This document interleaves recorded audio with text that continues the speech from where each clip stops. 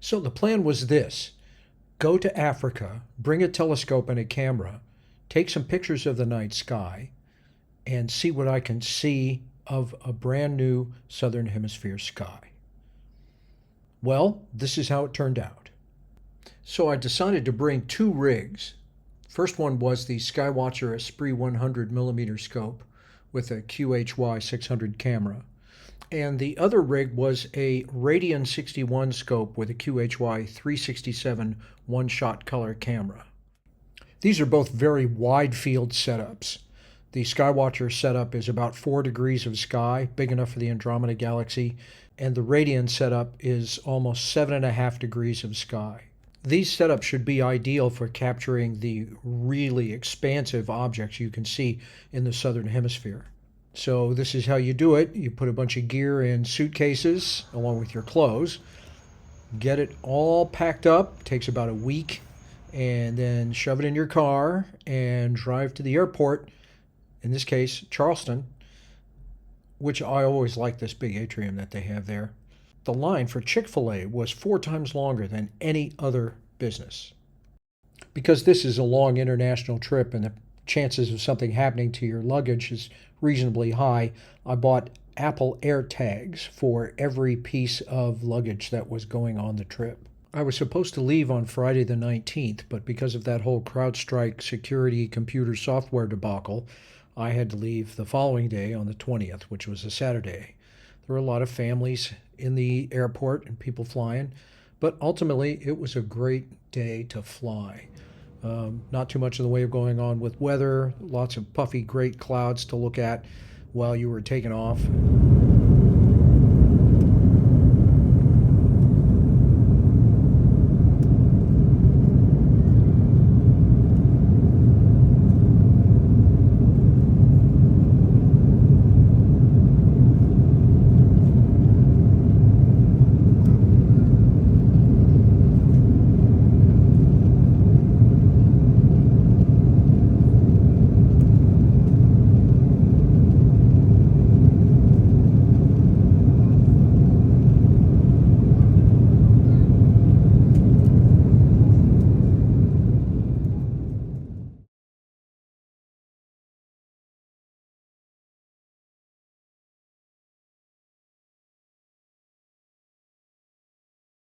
It takes about an hour to get to Washington, D.C. from Charleston, South Carolina. And when we got there, it had been raining a little bit, and apparently they have parallel runways there because we saw this guy just ahead of us.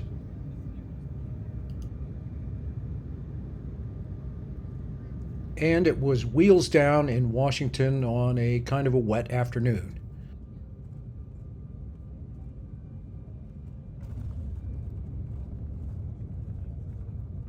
Inside the terminal, the line for Chick-fil-A was 10 times longer than it was in Charleston. However, when you looked around, you saw that yesterday's computer debacle was not completely behind them. These were the information screens at my gate. After a 3-hour layover, I was finally on the plane. United charged me $900 in excess baggage fees for the bags. So just watching the rain, love hanging out at the airport, very excited to be on this trip. And all of a sudden, it gets a lot more real. Here we go.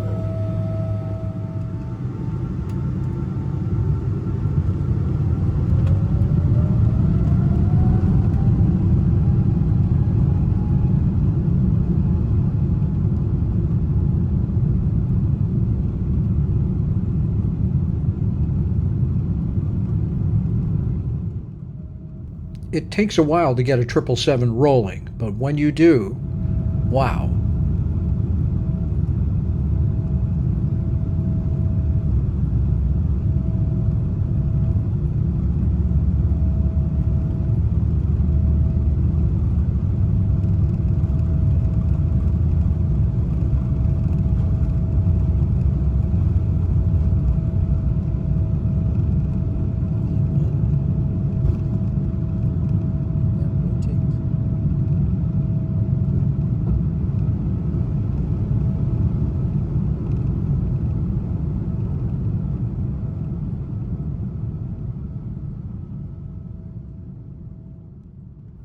So we headed on up to cruise, headed out over the Atlantic Ocean, headed southwest for Cape Town.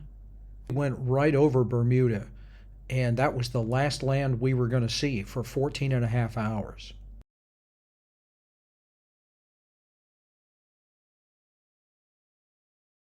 This is actually a night shot. Those clouds are being illuminated by the full moon. I tried to get some sleep, but it was pretty tough. Noisy. My seat didn't recline. It was tough going. We had been flying with a tailwind the entire time, but as we got to the southern hemisphere, it just got stronger and stronger until finally it was up to 170 miles an hour. I think that's a Category 4 hurricane without all the twisting.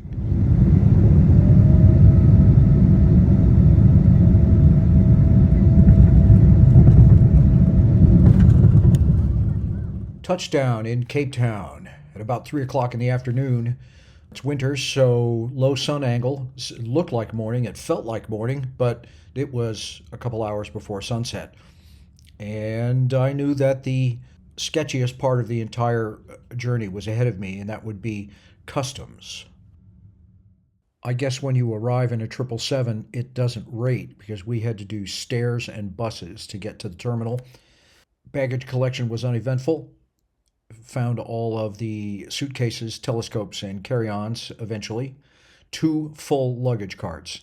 I almost made it through customs unscathed, but at the very last second they saw the telescope in its road case and started asking questions, and it turned out there was a form I was supposed to have that declared everything that I was going to be bringing into the country because they were worried that I was going to be importing the stuff and selling it, even though I was only going to be there a day. Well, I didn't have the form, and we haggled around a little bit. They asked the value of the stuff, which was considerable, and then they wanted to charge me 20% of that, which would have been well over $2,000, even though I lowballed the costs. We ended up settling on the price that it would take to actually get the form if I had had the form, which was $126.40. So it seemed like a bargain, so I took it. My hotel was right next to the airport. It was Hotel Verde. So I immediately flashed on the Frank Zappa song, Hog Plate Heaven at the Green Hotel. They billed themselves as Africa's greenest hotel. Those are wind turbines that are out in front there. Water flow restrictors were everywhere, and it had a distinctly European vibe to it. They had a little music area in the lobby with the admonishment, "Don't suck." I stayed up as late as I could to get on a normal schedule, and I had a tour in the morning of the city. This is Letitia, my tour guide, and since it was just me on the tour, she just drove me around in her car and did her tour guide spiel. However, I was supposed to meet her at the aquarium, which was 16 miles away. Unfortunately, that was going to take about an hour and 3/4 to get there because it was right in the middle of Cape Town rush town traffic.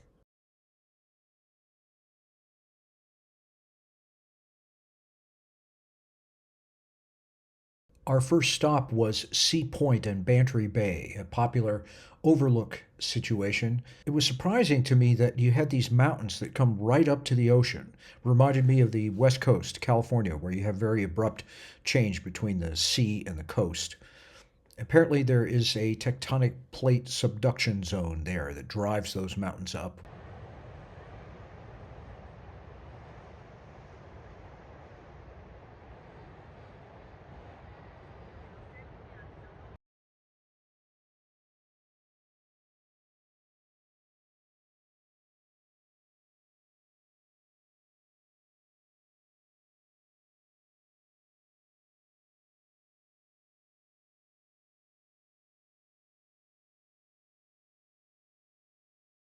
After this, it was off to Signal Hill, which was up the backside of one of these mountains.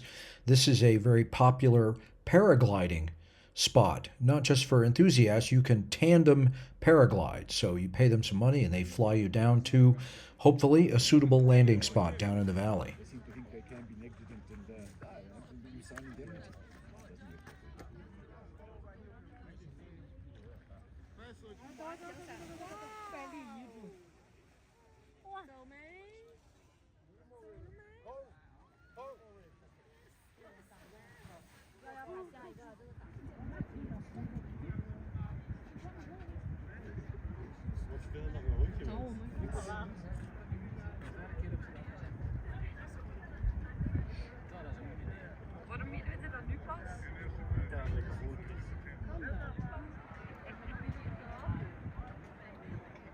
Looking back to the northeast, you can see the harbor, the port, and sports stadium, and all of the stuff they've got hanging out there in the bay.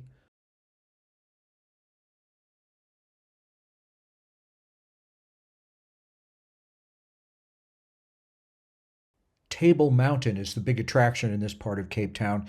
There's a cable car that you can take up to the top for a really good vista of the city.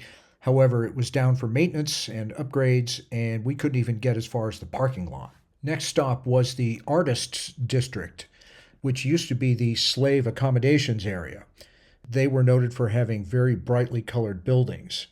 Letitia explained to me that the color of the building had some significance in that even though the slaves were not allowed to openly trade in business, they still did anyway, and the color of the building had some significance as to what it was that you could get there, whether it be meat or goods. We all know that Africa has a long history of gemstone mining, and I took a tour of a Tanzanite jewelry store factory, and they had a lot of artisans working upstairs, so there must have been 50 people up there making stuff. I couldn't take any photos, but they were fine craftsmen at making these jewelry, very advanced processes. Right downtown, right in the middle of all the government buildings, is a huge open air crafts area with a couple of hundred of different booths of local artists and craftsmen displaying their wares. I walked around for a little bit and just kind of got a sampling of what was there. I didn't have any room in my luggage to bring anything back. Last stop on the tour was the big open public square where Nelson Mandela gave his big speech after being released from prison. Oh, and look, there he is now.